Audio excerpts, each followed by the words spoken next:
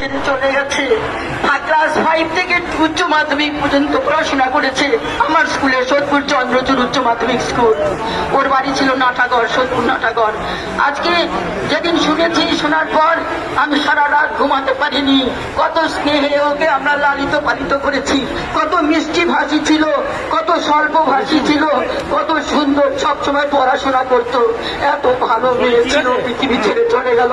আজকে আমরা সবাই মিলে যে ওর পাশে দাঁড়িয়েছি, এটাই ওর বড় পাওয়া। ওপর থেকে দেখতে পাচ্ছে যে আকাশের নিচে কত জনতা, কত জনতা ওর জন্য হাউ হাউ করছে।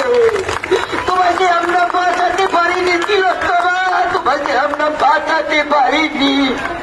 আজকে তোমার মা বাবা এখানে আসবে, কত যন্ত্রণা, কত কষ্ট মায়ের। আমরা তো ওর শিক্ষিকা, আমরা পারছি না থাকতে।